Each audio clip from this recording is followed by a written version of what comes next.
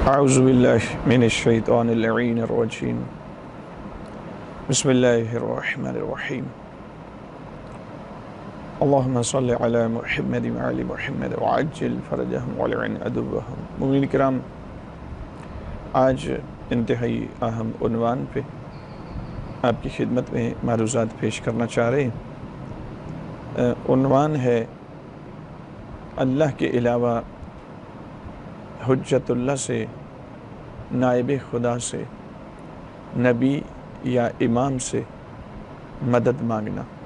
اگرچہ کہ کچھ ویڈیوز ہم اس سے پہلے محمد علی مرزا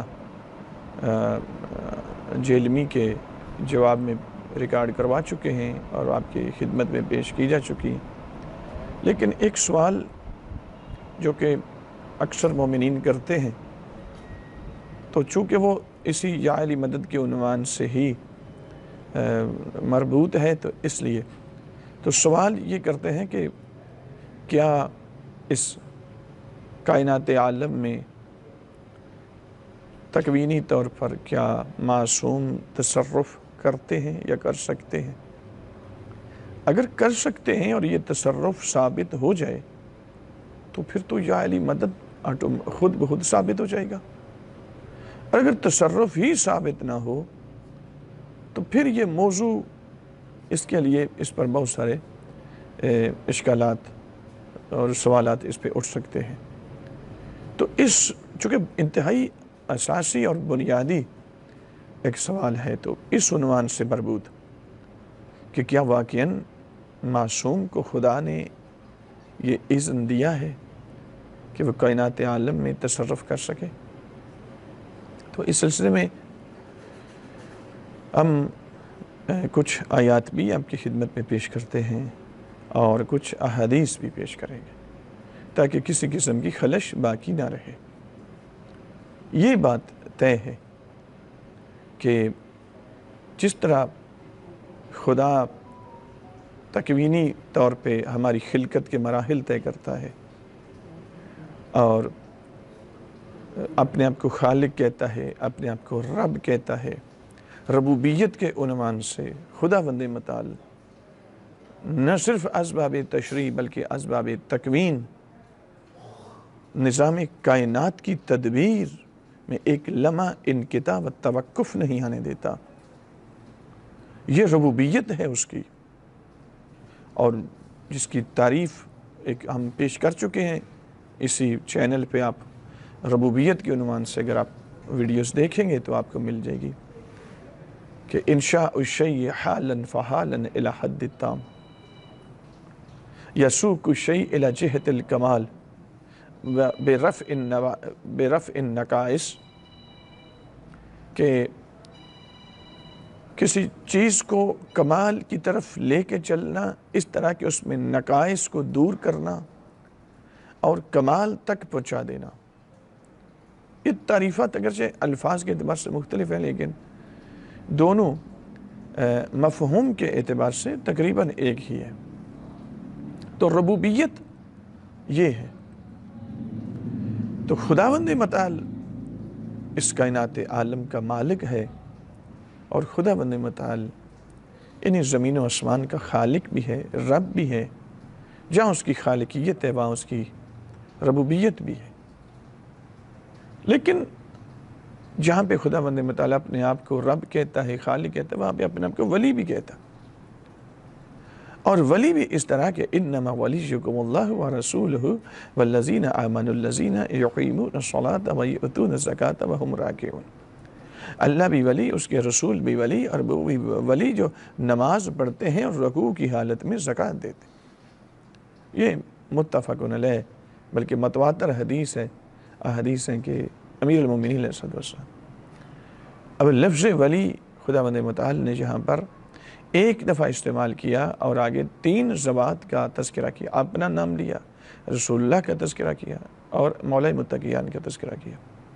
یہاں پہ مومنین کرام بات لمبی نہ ہو جائے، چونکہ ولایت اور لفظ ولی ایک دفعہ استعمال ہوا، اور اصول الفقہ میں یہ قاعدہ ہے کہ ایک لفظ ایک وقت میں ایک ہی معنی میں آئے گا، اگرچہ وہ 70 معانی ہی کیوں نہ رکھتا ہو۔ وہ 100 معنی کیوں نہ 14 معنی 20 معنی کیوں نہ رکھتا ہو، لیکن ایک وقت میں 14 یا 20 معنی نہیں ہوں گے، ایک وقت میں ایک ہی معنی دے گا۔ اگر تو آپ نے لفظ ولی الگ الگ تینوں ہستیوں کے لیے ہوتا تو آپ نکال سکتے تھے کہ اللہ کی ولایت کسی اور معنی میں، نبی کی کسی اور معنی میں، علی مولا کی کسی اور معنی میں، لیکن یہاں ایسا نہیں ہوا۔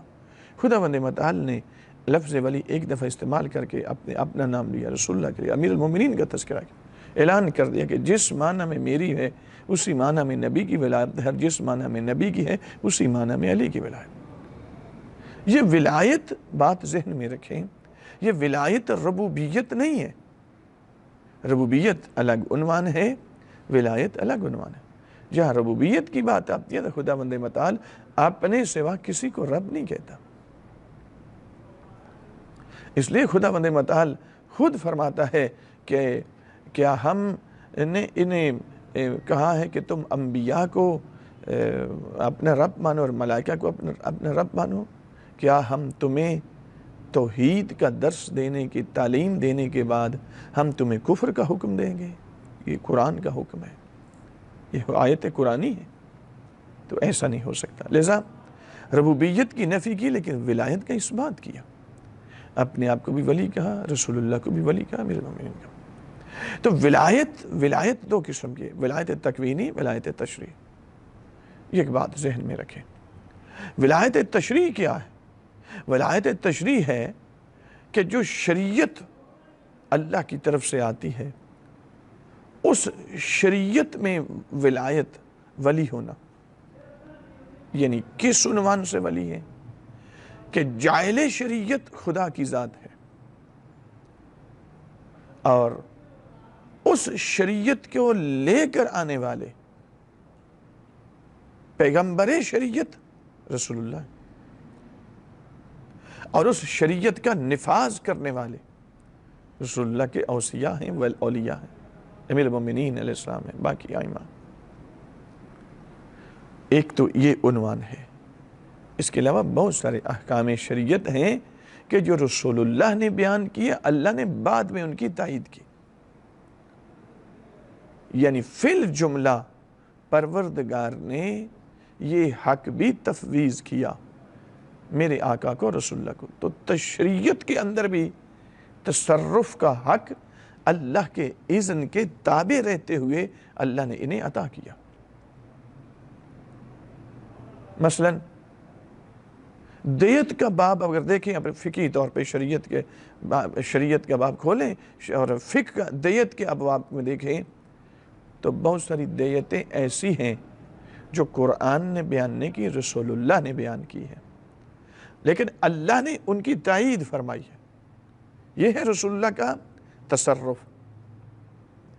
تو شرعی امور میں بھی فی الجملہ اللہ نے، اللہ کی طرف سے یہ اختیار تفویض ہوا ہے۔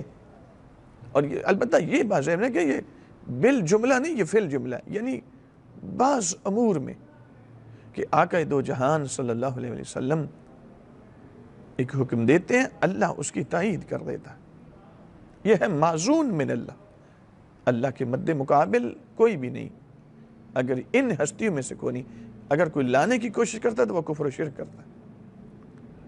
مومنین کرام، تو شرعی امور میں ایک پوری فہرست ہے، میں انشاءاللہ کبھی اس پہ بات کروں گا تو پھر یہ پوری ڈیٹیل آپ کی خدمت میں پیش کریں گے۔ اسی طرح تکوینیات کے اندر بھی جس طرح خدا متصرف ہے، اسی طرح اللہ نے ان ہستیوں کو بھی طاقت عطا فرمائی کہ وہ بھی اس نظام کائنات کے اندر حق کے تصرف رکھتے ہیں، پر اللہ کے اذن کے تابع ہو کر۔ اس سلسلہ میں چند ایک مثلاً آیات آپ کی خدمت میں پیش کرتا ہوں۔ انبیاء علیہ السلام، خود حضرت داؤد علیہ السلام کیا کرتے ہیں؟ خدا نے انہیں طاقت دی ہے، وہ لوہے پہ ہاتھ رکھتے ہیں، لوہا پگھل جاتا، وہ موم میں بدل جاتا ہے۔ یہ تصرف ہے اس مادی کائنات میں، عالم مادہ میں، یہ تصرف ہے۔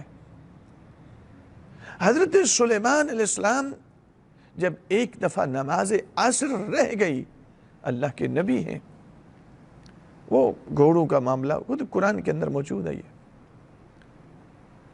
تو خدا کی بارگاہ میں التجا کی، تو ایسے انگلی کا اشارہ کیا، ڈلا ہوا سورج پلٹ کے پیچھے آ گیا۔ یہ تصرف ہے، تکوینی امور کے اندر تصرف ہے، البتہ اس نے الہی کے تابع ہو کر۔ حضرت موسیٰ علیہ السلام کیا کرتے ہیں؟ اپنے ہاتھ میں عصا ہے، عصا پہ ہاتھ رکھتے ہیں، وہی سانپ بن جاتا ہے، پھر کسی پتھر پہ مارتے، اس پتھر سے 12 چشمے جاری ہوتے ہیں، وہی عصا دریا میں مارتے ہیں، اس میں 12 رستے بن جاتے ہیں، وہی عصا زمین پہ گاڑتے ہیں، وہ شجر میں بدل جاتا ہے۔ اب موسیٰ علیہ السلام کے ہاتھ کے علاوہ اگر ساری امت اس کو ہاتھ لگاتی رہے، نہ وہ سانپ بنے گا، نہ وہ درخت بنے گا، نہ وہ دریاؤں میں شگاف ڈالے گا، نہ اس سے پتھروں سے چشمے نکالے گا۔ موسیٰ علیہ السلام کے ہاتھ میں اللہ نے یہ حق تصرف عطا کیا۔ تو جہاں خدا کی عطا ہے وہاں فعل انبیاء کا ہے۔ آپ سب سے قریب آ جائیں، حضرت عیسیٰ علیہ السلام، حضرت عیسیٰ علیہ السلام کے لیے خدا قرآن حکیم میں کیا فرماتا ہے؟ اِذْ تَخْلُقُ مِنَ الطِّينِ كَهَيْئَةِ الطَّيْرِ بِإِذْنِي فَتَنْفُخُ فِيهَا فَتَكُونُ طَيْرًا بِإِذْنِي وَإِذْ تُبْرِئُ الْأَكْمَحَ وَالْأَبْرَصَ بِإِذْنِي وَإِذْ تُخْرِجُ الْمَوْتَ بِإِذْنِي۔ اے میرا عیسیٰ نبی، آپ مٹی سے پرندے بناتے ہیں میرے اذن سے، آپ ان میں روح پھونکتے ہیں میرے اذن۔ یہ دیکھیں ذرا، یہ تصرف ہے یا نہیں ہے؟ اس نظام کائنات میں عالم مادہ میں تصرف ہے یا نہیں ہے؟ اللہ کے نبی تصرف کر رہے ہیں، پر ہیں اللہ کے اذن کے تابع، اللہ کے مد مقابل نہیں۔ اور اسی طرح خدا فرماتا ہے آپ بیماروں کو ہاتھ لگاتے ان کو شفا ملتی، آپ مردے کو زندہ کرتے ہیں میرے اذن سے، آپ کرتے۔ اذ تخرج الموت باذنی، تخرجو مخاطب کا صیغہ ہے، تحیی آپ حیات زندہ کرتے ہیں، مخاطب کا صیغہ، فعل مضارع ہے، مخاطب کا صیغہ ہے، اور جس میں خطاب حضرت عیسیٰ علیہ السلام کو ہے۔ اِذْ تَخْلُقُ مِنَ الطِّينِ، تخلق فعل مضارع ہے، پھر مخاطب کا صیغہ مذکر مخاطب کا صیغہ ہے۔ حضرت عیسیٰ علیہ السلام کو خطاب الگ، آپ خلق کرتے ہیں مٹی سے پرندے، آپ بیماروں کو شفا دیتے، تصرف ہے۔ کیا اس کو تصرف نہیں کہیں گے؟ ایک بندہ ہزاروں سال پہلے قبر میں جا چکا ہے، مٹی اس کو کھا چکی ہے، لیکن عیسیٰ علیہ السلام اس کی قبر پہ جا کے اس کو زندہ کرتے ہیں، تو خدا کہتے ہیں تخرج الموت باذنی، آپ مردوں کو قبروں سے نکالتے ہیں زندہ کر کے میرے آپ نکالتے ہیں۔ تخرجو مخاطب کا صیغہ ہے، واحد مذکر حاضر کا صیغہ ہے، خطاب حضرت عیسیٰ علیہ السلام کو ہے، خطاب اللہ کی طرف سے ہو رہا ہے، فعل عیسیٰ علیہ السلام۔ ہزاروں سال پہلے بندہ دفن ہو چکا ہے، سرکار عیسیٰ علیہ السلام اس کو زندہ کرتے ہیں۔ اور یہیں پہ بالکل اسی طریقے سے رسول اللہ صلی اللہ علیہ وسلم نے اپنی زندگی میں حیات طیبہ میں 1000 سے زائد معجزات دکھائے۔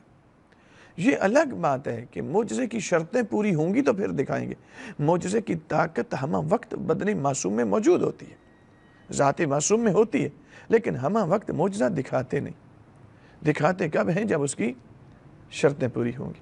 یہاں پہ مومنین کرام، یہ میرے سامنے ایک حدیث ہے، بحار الانوار جلد نمبر 25 صفحہ نمبر 340 کی، یہ پوری سند موجود ہے جی۔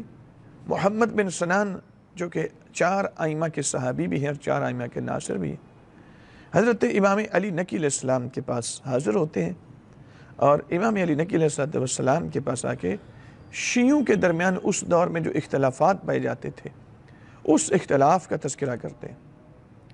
تو اس کے جواب میں امام علی نقی علیہ السلام یہاں پہ فرماتے ہیں، فَقَالَ إِنَّ اللَّهَ لَمْ يَزَلْ فَرْدًا مُتَفَرِّدًا فِي الْوَحْدَانِيَّةِ، تو امام علیہ السلام نے فرمایا کہ اللہ ہمیشہ سے متفرد و متفرد تھا اپنی وحدانیت میں، کہ وہ واحد ہے تو اس جیسا واحد کوئی نہیں، تفرد فی الوحدانیت رکھتا ہے، متفرد اس جیسی ذات کسی کی ذات نہیں۔ ثم خلق اللہ محمد و علی و فاطمہ، پھر اللہ نے ہمارے نانا جان کو خلق کیا، ہمارے دادا علی کو، ہماری جدہ زہرا کو خلق کیا۔ فماکثوا الف دہر، 1000 زمانہ گزر گیا، 1000 سال نہیں ہے، دہر کا لفظ آیا، الف دہر آیا، 1000 زمانہ گزر گیا۔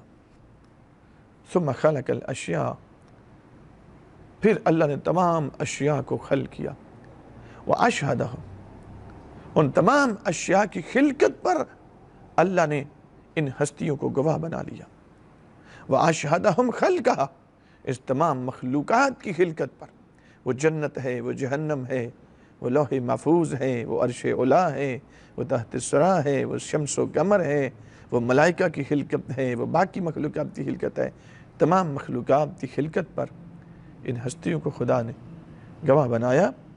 وَأَجْرَ عَلَيْهَ طَاعَتَهُمْ، اور پوری مخلوقات کے تمام مصادیق پر ان کی اطاعت کو جاری کیا۔ وَجَعَلَ فِيهِمْ مَا شَاءَ وَفَوَّضَ، اب یہاں پہ یہ جملے جو ہیں یہ بس ان کے لیے میں آپ کی خدمت میں یہ اتنی زحمت میں نے آپ کو دی ہے۔ وَفَوَّضَ أَمْرَ الْأَشْيَاءِ إِلَيْهِمْ فِي الْحُكْمِ وَالتَّصَرُّفِ وَالْإِرْشَادِ وَالْأَمْرِ وَالنَّهْيِ فِي الْخَلْقِ، تو خدا نے کیا کیا؟ صرف اطاعت جاری نہیں کی، صرف ان کائنات کی خلقت کا گواہ نہیں بنایا، خدا نے ان اشیاء کے امور بھی آئمہ اور رسول اللہ کو، جناب سیدہ کو تفویض کیے۔ کس طرح سے؟ حکم میں، تصرف میں، توجہ فرمائیں، یہ امام کے جملے ہیں، فی الحکم والتصرف والارشاد والامر والنہی فی الخلق، اس تمام پوری کائنات میں تصرف کا اختیار بھی اللہ نے ان کو تفویض کر دیا۔ پوری کائنات میں تصرف کا اختیار تفویض ہوا انہیں۔ اب اذن الہی سے یہ جب چاہیں ڈلے سورج کو پیچھے پلٹا لیں۔ یہی وجہ ہے امیر المومنین کے لیے یہ کہا جاتا ہے نا، ردت لہو شمس مرتین، میرے مولا امیر کے لیے 2 دفعہ سورج پیچھے پلٹایا گیا۔ ایک دفعہ رسول اللہ نے اذن الہی سے پیچھے پلٹایا، ایک دفعہ مولا امیر علیہ السلام نے جنگ صفین سے واپسی پر اپنی نماز کے لیے واپس پلٹایا اور ادا کی نیت سے ادا کی۔ مومنین کرام، اس کے بعد آگے امام علی نقی علیہ السلام فرماتے ہیں کیوں خدا نے حق تصرف دیا، کیوں خدا نے امر و نہی کا جو اختیارات ان کو تفویض کیے؟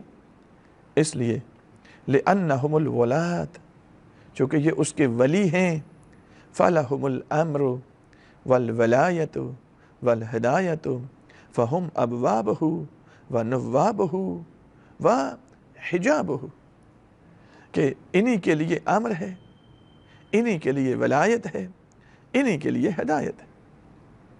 یعنی مطلب کیا ہے؟ یہ امر کریں، وہ بندے کو کریں تو بندے پر ماننا واجب ہے، وہ ڈلے سورج کو کریں تو سورج پر ماننا واجب ہے۔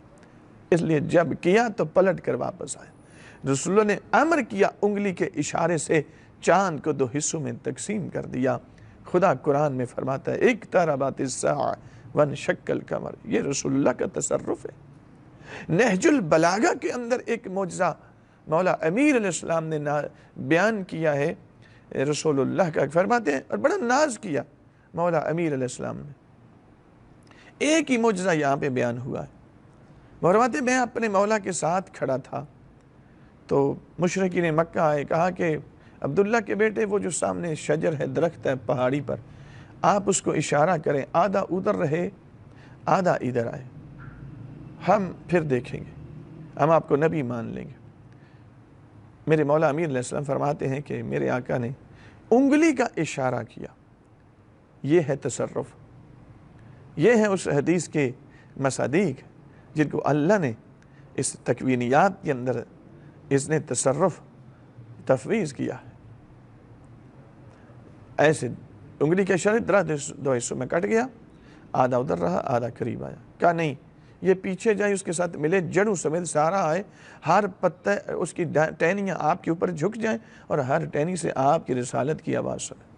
مولا امیر علیہ السلام فرماتے ہیں ان کا تقاضا سننا تھا. رسول اللہ نے پھر انگلی کا اشارہ کیا، شجر پھر پیچھے چلا گیا، درخت پیچھے گیا، اس کے ساتھ باقی سے ملا، جڑوں سمیت اس نے اپنے آپ کو بلند کیا. مولا کے قریب آ کے مولا امیر علیہ السلام فرماتے ہیں اس کی کچھ شاہیں میرے آقا کے اوپر جھک گئیں، کچھ میرے اوپر جھک گئیں. فرماتے جو رسول اللہ کے اوپر جھکی تھیں ان شاہوں کے پتوں سے رسول اللہ کی رسالت کی آواز آ رہی تھی، اور جو میرے اوپر جھکی تھی مجھ علی کی ولایت کی آوازیں آ رہی تھی. اس کو تصرف کہتے ہیں. یہی تصرف در تکوینیات ہے. اب سوال یہاں پہ آگے بڑھتا ہے. انشاءاللہ یہ میں اس پر ایک دو ویڈیوز اور آپ کی خدمت میں ہم بات کر کے، چونکہ مشکل یہ ہوتی ہے کہ لمبی ویڈیو سے ذرا مشکل ہوتے ہیں کہ مومنین پھر سننے میں ہچکچاتے ہیں. اسے کوشش ہوتی ہے کہ تھوڑا خلاصہ بھی ہو، مختصر بھی ہو. مومنین کرام ذرا غور کریں، کیا تصرف در کائنات، تصرف در فی التکوینیات ہے یا نہیں ہے؟ کیوں ہے؟ یہ انشاءاللہ ہم اگلی ویڈیو میں آپ کی خدمت میں کون سی قوت ہے وجود معصوم میں کہ جس قوت کی وجہ سے اہل بیت اطہار اس نظام تکوین میں تصرف کرتے ہیں، وہ انشاءاللہ اگلی بات میں پیش کریں گے. وصلی اللہ علی محمد وعلیہ الطیبین الطاہرین.